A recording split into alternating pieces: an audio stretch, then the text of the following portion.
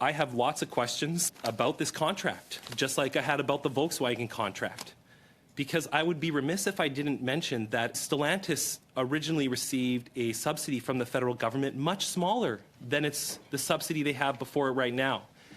And many people made the argument that if we go forward with the Volkswagen contract to align with the policies put forward by President Biden in the United States, we would see a slippery slope of all major investments in the auto industry and other sectors asking for the exact same terms and conditions. Well, lo and behold, a few weeks after we were here, Stellantis halted the construction of that plant. And they said, unless the government of Canada ponies up and gives us billions upon billions upon billions upon billions of dollars more, we are going to pull this investment from the good people of Windsor.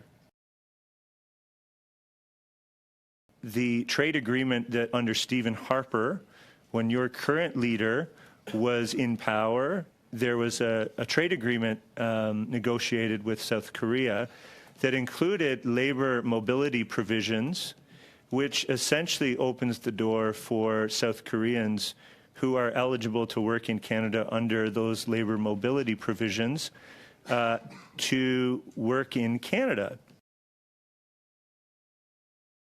I worked at the Department of Foreign Affairs when this contract between Canada and South Korea was signed.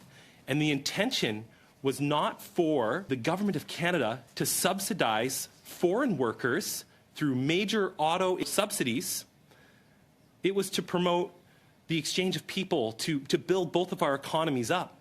And what I'm fearful of, without seeing this contract, is that that clause will allow for powerful paychecks for Korean workers at the expense of Canadian taxpayers. I don't want my taxpayer dollars, nor do the constituents in Mission, Mashpee, Fraser Canyon, where we don't get big investments from the federal government unless it's a prison, by the way. We don't want our taxpayer dollars, and I can say that confidently on behalf of the people I represent, going to foreign workers, whatever the intention. There's only one temporary foreign worker so far that's been approved.